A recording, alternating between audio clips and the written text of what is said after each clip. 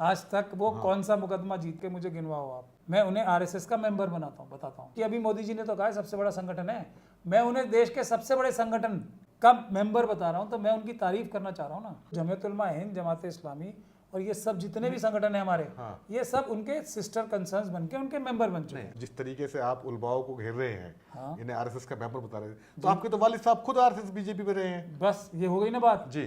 फसाद हो जाता है तो घर बना के देते हैं, मुकदमे लड़ते हैं लोगों के, बुलडोजर के खिलाफ वो लड़ रहे हैं। आप क्रोनोलॉजी समझिए। अगर आपने इस लाइन पे आप असल में आप मेरे पास फाइल रखिए, मैं दिखा दूंगा, नहीं, आपको निकाल के मैं वो- फाइल दिखा दूंगा आपको। देखिए, आपने पूछा कि कौन से केस इन्होंने जीते हैं, मैंने आपको रिसेंटली दो एग्जांपल मैं आपको दिए। वही बता रहा हूँ, मैं उसी को एग्जांपल में आपका जवाब मिल जाए। इसमें सबूत ही नहीं होते कुछ, तो ये केस तो सारे बरी होने, कोई वकील हो या ना हो, इंक्वायरी एजेंसी है या इन्वेस्टिगेटिंग ऑफिसर हैं या पुलिस के अधिकारी हैं जो बंदों को अरेस्ट करते हैं, वो ही एक वकील सजेस्ट करते हैं, वो इनका डिफेंस काउंसिल बनता है। अगर ओवैसी साहब हैं तो वो भी सू हैं, वो अगर उलेमा कहना चाहते हैं और पूछ लीजिए, मैं बता दूं। वैसे तो उलमा नहीं है, वो तो पॉलिटिशियन नहीं है, आलिम नहीं है वो। नहीं, वो उलमा कैटेगरी में नहीं है ना वो। अच्छा, लेकिन आलिम तो है वो। तो सबसे दुश्मनी है आपकी। दुश्मनी मेरी किसी से और किससे? मैं उनकी सबके बारे में आप इस तरह की टिप्पणी करते हैं। मैं क्या कह रहा हूँ जी, मैं क्या रहा हूँ, मैं उन्हें आरएसएस का मेंबर बनाता हूँ, बताता हूँ इसमें क्या मैं उनकी बुराई कर रहा हूँ, बताओ। नहीं, वो तो आरएसएस की मुखालफत करते हैं। फिर आप, मैं क्या कह रहा हूँ, मैं उनकी कोई बुराई तो नहीं कर रहा ना। आरएसएस हमारे देश की, अभी मोदी जी ने तो कहा है सबसे बड़ा संगठन है, मैं उन्हें देश के सबसे बड़े संगठन का मेंबर बता रहा हूँ, तो मैं उनकी तारीफ करना चाह रहा हूँ ना। नहीं, उनका अपना संगठन है, जमीयत उलमा हिंद है, देश का वो भी सबसे बड़ा संगठन है। अब वो एक सिस्टर कंसर्न है। ये तो और आपने अच्छी बात बता दी। आरएसएस तो ऐसा बताती है ना कि उसके 1 लाख से ज्यादा संगठन है, तो उन्होंने जो संगठन उनके नहीं बनाए हुए हैं, उन्होंने भी उनको अडॉप्ट करना शुरू कर दिया है। तो जमीयत उलमा हिंद, जमात इस्लामी और ये सब जितने भी संगठन है हमारे, ये सब उनके सिस्टर कंसर्न्स बन के उनके मेंबर बन चुके हैं। आप ये जमीयत उलमा हिंद पे, यानी जिस संगठन ने आज़ादी की लड़ाई में हिस्सा लिया, जिसके नेता जेलों में रहे, उसके संगठन के बारे में आप कह रहे हैं कि ये आरएसएस का संगठन है। देखिए, जिस मजहब के मानने वाले हजरत खालिद बिन वलीद, हजरत अली, रसूल अल्लाह मोहम्मद सल्लल्लाहु अलैहि वसल्लम जैसे हों, क्या हम, क्योंकि वो लोग इतने अच्छे और आला दर्जे के थे, तो क्या हम उनकी कमाई को अपना भी गिनती करा सकते हैं? हमें तो और शर्मिंदगी महसूस होगी ना कि अगर हमारे बुजुर्गों ने या हमारे जिस मज़हब को हम बिलोंग करते हैं उसके महापुरुषों ने, वो इतने महान थे और हमें कितने गंदे हैं। मगर ये तो नहीं कह सकते ना क्योंकि मैं रसूलुल्लाह के दिखाए हुए रास्ते पे चलने वाले मज़हब पे हूँ तो मैं भी अच्छा हूँ। मुझे कुछ काम भी तो करके दिखाने पड़ेंगे। सारा तो वो काम कर तो रहे हैं ना, वो फसाद हो जाता है तो घर बना के देते हैं, मुकदमे लड़ते हैं लोगों के, बुलडोजर के खिलाफ वो लड़ रहे हैं। आज तक वो कौन सा मुकदमा जीते हैं कपिल सिब्बल साहब द्वारा या दूसरे अपने सारे वकीलों द्वारा? करोड़ों रुपए खर्च करके मुझे गिनवाओ आप। मैं इसीलिए तो ये चीजें, मैं तो देखिए, मैं छोटा अभी मैं एक ताज़ा एग्जांपल देता हूँ। देखिए, दो घटनाएं घटी हैं, 2 मुकदमे हुए हैं। एक जयपुर ब्लास्ट का था, वो जमीयत उलमा हिंद लड़ी थी, वो उन्होंने जीता। मुंबई ट्रेन ब्लास्ट का था, ये जमीयत उलमा हिंद लड़ी थी, ये उन्होंने जीता। आप कैसे कह सकते हैं कि कौन से जीते हैं? देखिए, मैं आपको फिर एक बार बताऊं, ये सारे, और मेरे पास दर्जनों एग्जाम्पल हैं ऐसे कि एक झूठे केस में किसी को फंसाया जाता है। एक यहाँ का मेवात का केस हुआ था, उसमें तो इनकी ऑर्गेनाइजेशन के मेंबर ही थे और जो सबूत उसमें निकल के आ रहे हैं कि इन्होंने ही उनके नाम दिए थे। पहली बात, आप क्रोनोलॉजी समझिए। अगर आपने इस लाइन पे मेरे पास फाइल रखिए, मैं दिखा दूंगा, आपको निकाल के मैं फाइल दिखा दूंगा आपको। देखिए, ये मैं आपको अभी, आपने पूछा कि कौन से केस इन्होंने जीते हैं, मैंने आपको रिसेंटली 2 एग्जांपल आपको वही बता रहा हूँ, मैं उसी को एग्जांपल में आपका जवाब मिल जाएगा जी। मैं वो आपको एग्जांपल बता रहा हूँ आपको, क्योंकि ये पूरी तरीके से झूठे केस होते हैं, इसमें सबूत ही नहीं होते कुछ, तो ये केस तो सारे बरी होने, कोई वकील हो या ना हो। ठीक, पहली बात ये। इनका क्या काम होता है जो मैं आपको बता रहा हूँ, ये किसी को फंसाया गया, जो पुलिस की जो इंक्वायरी एजेंसी है या इन्वेस्टिगेटिंग ऑफिसर हैं या पुलिस के अधिकारी हैं जो बंदों को अरेस्ट करते हैं, वो ही एक वकील सजेस्ट करते हैं, वो इनका डिफेंस काउंसिल बनता है। उस डिफेंस काउंसिल को फीस कौन देता है? जमीयत उलमा हिंद। किस डिफेंस काउंसिल को? जो कि रिकमेंड किसने किया है? पुलिस के अधिकारियों ने, जिन्होंने अरेस्ट किया। मैं आपको दर्जनों एग्जांपल, मैं ऐसे नहीं बोल रहा हूँ ये सब बातें, और ये सब बातें मेरा बोलना मजबूरी और फर्ज है।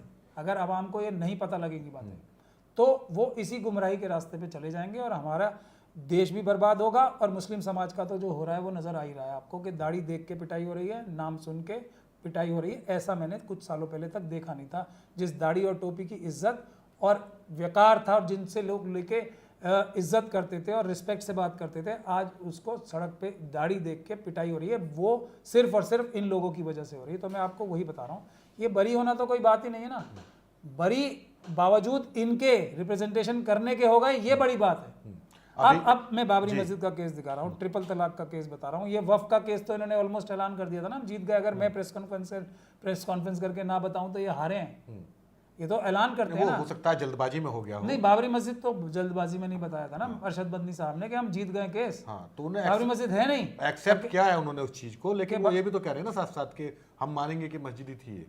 नहीं, वो मानते रहे। हाँ। तो ये जामा मस्जिद भी मान लेंगे। वो जामा मस्जिद का दूसरी बात, आप जो बात कह रहे हैं कि उन्होंने एक्सेप्ट कर लिया, अब हार गए वो, ये तो चंद्रचूड़ साहब क्या कर गए हैं। अभी उन्होंने इंटरव्यू में कहा आपने कि वहां पर गलत था मंदिर तोड़कर मस्जिद बनाया जाना। तो जब चीफ जस्टिस जिस देश का ये कह रहा हो, जो चीफ जस्टिस रहा शख्स, उसमें फिर क्या अरशद मदनी और क्या महमूद पराचा, फिर तो आपको हारना तय है। हारना तय है, लेकिन काम तो आसान नहीं करोगे आप। बुनियादी बात यह है, क्या बाबरी मस्जिद का केस, देखिए मौलाना वली रहमानी साहब ने मुझे पर्सनल लॉ बोर्ड का मेंबर ही क्यों बनवाया था, ये बनाया था बाबरी मस्जिद केस में, क्योंकि वो ये कहते थे कि मैं आउट ऑफ बॉक्स सोच के कोई ना कोई रास्ता निकालता हूँ। तो मुझे तो पर्सनल लॉ बोर्ड के सारे लोगों ने मिल के बाबरी मस्जिद की फाइल तक ना देखने दी। इन लोगों ने क्या स्टेटस को एंटे, मैंने भरी कानपुर की मीटिंग में भरी जनरल बॉडी में बोला था कि आप जब तक स्टेटस को एंटे की लड़ाई लड़ ही नहीं रहे हो, आप 100% केस हारने की तरफ खुद जानबूझ के जा रहे हो। यानी कि एक मस्जिद टूट गई, तो अगर आपका घर टूट जाए, सपोजिंग किसी ने जबरदस्ती तोड़ दिया, अभी ये बुलडोजर वाले एक्शन में भी सुप्रीम कोर्ट ने बोला ना, कई केसेस में जाके बना के दोगे पहले और मुआवजा भी दोगे, तो आप ये एप्लीकेशन ही नहीं लगाओगे स्टेटस को एंटे की और वो केस जीतोगे आप। कैसे हारेंगे ये जानबूझ। और उसके बाद जो के मोहम्मद ने जो झूठी रिपोर्ट बना के दी थी, उस पर क्रॉस एग्जामिनेशन ही नहीं करोगे, और उसी को बुनियाद बना के जो भी सुप्रीम कोर्ट की इस जजमेंट ने बुनियाद बनाई है वो इसी की वजह से बनाई, के मोहम्मद की वजह से। और स्टेटस को एंटे आपने कभी आर्ग्यू ही नहीं किया। अच्छा, आप मुझे ये बताइए कि एक मस्जिद, 3 मस्जिदों में से एक मस्जिद ऐसी है जिसमें सबसे ज़्यादा प्रॉब्लम क्रिएट करने की कोशिश आरएसएस और बीजेपी कर रही है, वो है मथुरा की मस्जिद। 17 पार्टीज हैं ना, बाबरी मस्जिद में 17 पार्टीज थी, 5 ही सूद थे कुल, ना ज्ञान व्यापी में थी। वो क्यों बची हुई है अल्लाह के हुक्म से, ये बताओ मुझे आप, क्या फ़र्क है? कुछ तो वजह होगी उसकी। अभी अब उसमें वकील और सिस्टम इनका नहीं है, ये वजह है। अब मैं वो नहीं बताना चाहता कौन कर रहा है। आपको भी तो हायर क्या था ना जमीयत उलमा हिंद ने, मौलाना अरशद मदनी ने, आप भी तो उनके वकील रहे हैं। पहले तो इस मस्जिद का सुन लो आप, मथुरा का वकील कौन है ये पूछोगे तो आपको वजह पता लगेगी। जी बताइए कौन वकील है? जो आपके सामने बैठा है। ठीक है। 17 पार्टीज को भी रोक के हमने अब तक रखा हुआ है ना। मैं ये नहीं कह रहा कि जजेस वही करेंगे जो उसमें नहीं किया, लेकिन यहाँ कम से कम कोशिश तो हो रही है, सहयोग तो नहीं हो रहा। मुझे वकील किया था, देखिए एक काजमी साहब का केस हुआ था, याद है आपको? जी याद है। इजरायली एम्बेसी बॉम्ब ब्लास्ट का केस। मैं तो ये, और मैं अपना इसको गुनाह मानता हूँ। वो दोस्त भी हैं आपके? दोस्त वो मेरे बाद में बने जी। अच्छा। और वो एक करबला का जो अहमद पटेल साहब जगह का कब्जा करना चाह रहे थे, उसके सिलसिले में वो, क्योंकि वो उस कैंपेन में किसी को नहीं छोड़ते हैं पराचा मैं साहब, थोड़ी, ये तो सब रिकॉर्डेड, सबके किरदार पे आप ऐसी काले उछालते हैं। मैं नहीं उछालता। आप बताइए, आप तो खुद जमीयत उलमा हिंद के वकील थे, मैं या नहीं थे? मैं अर्ज कर रहा हूँ ना। हाँ, जमीयत उलमा हिंद का वकील मौलाना अरशद मदनी का जो संगठन है, कभी नहीं था मैं इनका वकील, नहीं थे। हालांकि ये मुझे बनाना चाहते थे और मैं बन भी जाता उस वक्त। मैं वजह बता रहा हूँ ना आपको, मैं वही हिस्ट्री बता रहा हूँ। और जो मैं बोलता हूँ उसके सबूत होते हैं ना, मैं बगैर सबूत के तो अहमद पटेल साहब का नाम नहीं लूंगा, तो उसके भी सबूत हैं। आप जो सबूत कहोगे, एक दिन आना, आप डिटेल में इसी बात पे इंटरव्यू करना, मैं आपको सब फाइलें दिखा के, सबूत दिखा के बताऊंगा कि मैं किसी का नाम, मुझे क्या अरशद मदनी साहब की जगह पे जाके बैठना है, मेरी क्या लड़ाई है उनसे, कोई नहीं। मैं तो खुद, मैं बता रहा हूँ ना, मैं तो इस बात के लिए शर्मिंदा हूँ कि मैं इन सब चीज़ों के बारे में नहीं जानता था। काजमी साहब क्योंकि उस एजिटेशन में थे, तो उनको मैं जानता था कि ये ऐसा काम कर ही नहीं सकते थे। और जिस दिन ये ब्लास्ट हुआ, उस दिन वो प्रोटेस्ट में थे मौलाना कल्बे जवाद साहब के, उनके साथ एआईसीसी के बाहर, जिस टाइम पे ये ब्लास्ट हुआ। तो मुझे ये पता था ये बेगुनाह है। तब मैंने पहला केस ये लिया आफ्टर बहुत लंबे टाइम के बाद। तब तक मैं इंटरनेशनल लॉ में था। मैं शुरू में तो मैंने खैर क्रिमिनल लॉ की वकालत की थी, तो ये बहुत सालों बाद पहला क्रिमिनल केस मैंने लिया। अब यूएपीए में कोई बेल ही नहीं होती थी, और वो भी दुनिया के सबसे बड़े केस में उस समय के। बेल 5 महीने में हो जाए तो मैं ओवरनाइट स्टार बन गया था। और ये लोग मेरे पास आए, आप तो पता नहीं क्या क्या बोलते थे मुझे उस टाइम, तो कि आप सलाउद्दीन अय्यूबी हो और हमारे नए और पता नहीं क्या क्या आपको बोलते थे? हाँ मुझे। अब मुझे ये थोड़ी पता था ये धोखाधड़ी करके आरएसएस ने मेरे ऊपर प्लांट कराए। ये सब आके ये बड़ी बड़ी अपनी 50-50 हज़ार की गैदरिंग में हाँ। ये सब मुझे ले जाके इस तरीके से नवाजते थे मुझे। आपसे कोई सवाल कर लीजिए, आपका जवाब आरएसएस पे होता है या उलमाओं फिर पे मैं होता है? मुझे उस समय तो नहीं पता था ना, मैंने उलमाओं अब मैं अपने आप को गुनहगार मानता था, क्योंकि हम उस हिसाब से मज़हब का जो अरकान है उसको पालन नहीं करते थे। मैं अपने आप को यही गुनहगार मानता था। और ये काज़मी साहब के केस के बाद सैकड़ों केस मेरे पास आए पूरे मुल्क से, क्योंकि उस वक्त बहुत बड़ा हंगामा हो गया था कि बेल कैसे हो गई यूएपीए में और वो भी ऐसे केस में। तो ये सैकड़ों नौजवानों के जब मेरे पास केस आए तो तब ये लोग सारे के सारे, मेरे डिफेंस कॉलोनी में ऑफिस था, वहाँ पे आके मेरे पास बैठ के कि आप हमारे साथ रहो, आप तो हमारे खालिद बिन वलीद और पता नहीं क्या क्या मुझे बोलते थे। और इतने बड़े बड़े लोगों का नाम, मैं कह रहा हूँ मौलाना मैं तो आप गुनहगार हूँ। और मैंने इनकी आंखें बंद करके बात मानी। और मैंने एक टाइम पे 278 केस, और उसकी वजह से इतनी ट्रैवलिंग हो गई थी मेरी कि मेरी पीठ तक में वो प्रॉब्लम आ गई। हालांकि मेरी बॉडी शुरू से स्पोर्ट्समैन होने की वजह से बहुत ज़्यादा फिट थी। ठीक। अब उसके बाद जब हम सबसे बड़ा केस उसके बाद जो जीते हिमायत बेग का, उस दिन से मुझे इनकी कलई खुलनी शुरू हुई कि बेंगलोर वाला हिमायत बेग जर्मन बेकरी ब्लास्ट वाला, जिसमें 5 फांसी और 5 फांसी और 6 ओवर के। जी। जिस दिन हम वो केस जीते, क्योंकि मैं तो इसी प्रेमाइस पे लड़ रहा था ना, मैं राकेश मारिया और पुलिस के लोगों को जेल भिजवाऊंगा क्योंकि इसे हिमायत बेग को झूठा फंसाया, और हमने वो मेहनत करके केस उसको साबित भी किया। तो उस दिन, जिस दिन हमारी सबसे बड़ी जीत थी, और उसी शाम को इन्होंने प्रेस कॉन्फ्रेंस करके मेरे खिलाफ बोलना शुरू कर दिया कि पराचा साहब तो हमारे केस लड़ते नहीं ठीक से, ये वो सब झूठे इल्ज़ाम लगाने शुरू। तब मैंने जाके शिकायत की इनसे, महमूद मदनी साहब से। मुझे तो शौक लग गया कि ये तो सब फरिश्ते लोग हैं, ये ऐसी बात कैसे कर सकते हैं। तो उन्होंने कहा अच्छा उन्होंने कर दिए होंगे, हमारे महाराष्ट्र के उन्होंने ऐसी बात कही है, मैं उस खबीस को हटा दूंगा। अरशद मदनी साहब ने? महमूद मदनी साहब। अच्छा।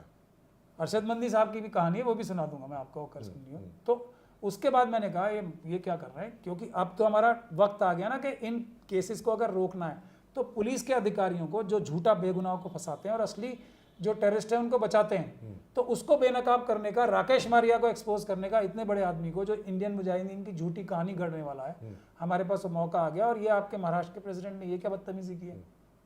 तो उन्होंने कहा नहीं, इसको हटा देंगे। और ये जो यहाँ पर हैं इनके जो अभी वकील भी हैं और इनके पीए जो हैं, क्या नाम है इनका, तो उनको कहा कि इसको हटा दो और ये करो। फिर मैंने 1 हफ्ता गुजरा, मैंने फिर याद दिलाया, महीना गुजरा, 1 साल गुजर गया, 2 साल गुजर गए, 3 साल गुजर गए, जब नहीं हटाया तब मैंने परेशान होकर, यही एक पैरेलल कहानी अरशद मदनी साहब की, तब मुझे इन पे शक होना शुरू किया, ये कर क्या रहे हैं। फिर मैंने इनसे यहाँ तक बात की, मौलाना आपकी कोई सीडी तो नहीं बनी हुई जो आप ये सब हरकतें कर रहे हो, मतलब क्यों कर रहे हो आप ये सब, आपको किसी झूठे केस में फंसाया, मेरी जिम्मेदारी है, अगर आपकी सीडी भी बनी होगी कोई तो मैं उसको झूठी साबित करूँगा। आप लेकिन आप ये सब काम मत करो, आप लड़ो खुल के, क्योंकि वो वक्त आ रहा है जब पूरी मुस्लिम कम्युनिटी को ये आरएसएस और बीजेपी के लोग तबाह बर्बाद कर देंगे। तो आप कम से कम ये काम मत करो। मैंने इनको आरएसएस बीजेपी के लोग तबाह बर्बाद कर देंगे, अच्छा दर्जनों मैंने इनको एग्जांपल दिए कि आपके वकील ये कर रहे हैं, इस केस में ये किया, इस केस में ये किया, इस केस में ये किया। आप चूंकि पर्सनल हो रहे हैं तो मैं भी एक पर्सनल सवाल पूछता हूँ। सराज पराचा साहब आपके क्या लगते हैं? वालिद। वो किस पार्टी में रहे? वो भारतीय जनता पार्टी के और जो बनाने वाले बानी मेंबर्स में। ठीक। और दिल्ली में क्या क्या क्या रहे हैं वो बहुत सारे, मैं तो कह रहा हूँ बनाने वालों में से सिकंदर बख्त साहब के साथ वो बनाने में रहे बीजेपी को। हाँ, तो आपको बताइए, आप वालिद साहब सही थे, सही पार्टी में थे, आप सही जगह हैं, आप जो आरएसएस बीजेपी पे इल्जाम लगा देते हैं, देखिए फिर वक्फ की लूट के वक्फ के चेयरमैन रहे थे वो भी, ठीक, बिल्कुल रहे। तो आप जो जिस तरीके से आप उलमाओं को घेर रहे हैं, इन्हें आरएसएस का मेंबर बता रहे हैं, तो आपके तो वालिद साहब खुद आरएसएस बीजेपी में रहे हैं। बस ये हो गई ना बात जी। अगर मेरे वालिद साहब भी उसमें रहे तो मैं वालिद साहब के साथ नहीं रहा हूँ। किस एज से, ये तो आप जानेंगे। बस अब यही बता रहा हूँ ना जी। मैं 14-15 साल की उम्र से अपने घर के साथ नहीं रहूँ, अपने वालिद साहब के साथ। 2002 के बाद उन्होंने ये बात मुझसे तस्लीम की। 2002 के गुजरात दंगे, तुम सही थे और मैं गलत था। अच्छा। तब उन्होंने भारतीय जनता पार्टी छोड़ी। लेकिन मैं जब अपने वालिदे बुजुर्गवार, जो कि जिनकी मैं बहुत ज़्यादा इज्जत करता था, क्योंकि वो एक बहुत ही, अब मुझे ये बात कहनी नहीं चाहिए, उस तरीके से ईमानदार थे, और वो इस गलत फहमी में थे कि हम अंदर रह के इन लोगों का जहर कुछ कम कर सकते हैं।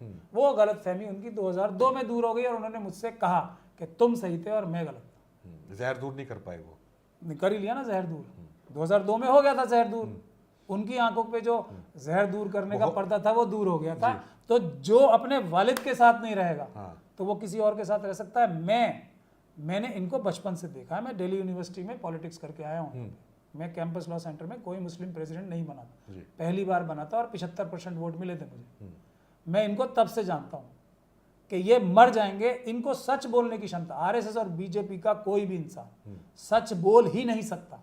और इसीलिए मैं ये, बाबा साहब ने भी ये बात कही है, बाबा साहब का तो तब तक मैंने पढ़ा नहीं था, मैं ये बात इसीलिए कहता हूं कि आरएसएस और बीजेपी के इंसान से बात ही नहीं करनी चाहिए, संबंध रखना दूर की बात है। लेकिन बात, तो ये वो है। बात करने और पूछो आप सवाल। बात करने लेकिन से आपने तो, अच्छी जी, बात करने से ही तो बात बनती है। अभी एक कतर का एग्जाम्पल है, बन गई ना बात। ईरान के एक मोहम्मद मरांडी साहब है, वो एक उनके स्पोक्स पर्सन है, अच्छे ईरान गवर्नमेंट की तरफ से, वो बहुत सारे इंटरनेट, उन्होंने कहा कि आप ये बताओ, आप लोग ईरान से ये एक्सपेक्ट करते हो कि बातचीत करो, इजराइल से भी और ईरान से भी, हम ऐसी कौन सी बातचीत कर लेते, हम ऐसा कौन सा उनके सामने बिछ जाते जो कतर के लोगों ने नहीं किया उनके साथ, फिर भी कतर के ऊपर हमला कर दिया। तो एक फिलिस्तीन के एक बहुत बड़े लीडर थे, उन्होंने भी कहा था कि तलवार और गर्दन में दोस्ती नहीं हो सकती, बातचीत नहीं हो सकती। तो अगर हम ये कहते हैं कि आरएसएस और बीजेपी के इंसान से जो भी बात करेगा या तो वो बेवकूफ़ है या वो उनका एजेंट है या उनके साथ मिला हुआ है, तीसरी कोई बात हो ही नहीं सकती। अब आप मुझे ये बताइए, ये जाके हमारे सारे उलेमा हजरात या जो भी हमारे इंटेलेक्चुअल्स उनसे मिलने जाते हैं, क्या वो इन्हें जाके ये समझा देंगे कि मुसलमान देशभक्त होते हैं? उन्हें हमसे ज़्यादा पता है कि मुसलमान देशभक्त होते हैं, हमसे ज़्यादा उन्हें पता है हमारे मज़हब के बारे में। उन्होंने दर्जनों लोग बिठा के हमारी सब एक्टिविटीज़ को डीपली स्टडी किया, जितना शायद हम लोगों ने भी नहीं किया होगा। उनको जाके हम ये समझा देंगे कि हम कोई गलत काम नहीं कर रहे, जिन्हें पता ही है, जिन्हें साध्वी प्रज्ञान सिंह ठाकुर के केस कराए हैं, जिन्होंने एक के बाद एक सारे काम कराए हैं, अपने ही जो उलेमा सू हैं और जो मुसलमान जैसे राष्ट्रीय मुस्लिम मंच जैसे जो मुस्लिम जो ये लोग अपने मेंबर्स बनाते हैं, उनसे जो गलत बातें करवाते हैं और उसका फिर इल्ज़ाम मुसलमानों के ऊपर डालते हैं, उनको जाके आप ये समझा लोगे कि हम बड़े शरीफ लोग हैं मुसलमान, हमने देश के टुकड़े नहीं कराए। जिस आरएसएस संगठन ने जिन्ना के साथ मिलकर, ये एक अलग बहस हो जाएगी। नहीं, इसीलिए मैं कह रहा हूँ ये लंबा टॉपिक है, आप आए इस पर डिटेल में बात करेंगे। डिटेल में बात करेंगे। इसमें हम तो आखिर में पूछना चाह रहे हैं कि जिस वकील ने जूता फेंका है, राकेश, क्या नाम उनका, राकेश नाम, जो भी है, किशोर नाम, राकेश किशोर, तो उनके खिलाफ आप क्या कार्रवाई चाहते हैं एक वकील होने के नाते? मैं एक, देखिए, भारतीय नागरिक होने के नाते और अम्बेडकरवादी, ईमान वाला अम्बेडकरवादी होने के नाते, डेमोक्रेसी को पसंद करने वाले लोगों के नाते मेरा ये फ़र्ज़ है कि ऐसे देशद्रोही व्यक्ति को और उसके साथ उसके संगठनों को सारे और उसके सारे जो सहयोगी और साजिश करता है, उनको आतंकवाद के मुकदमे में जेल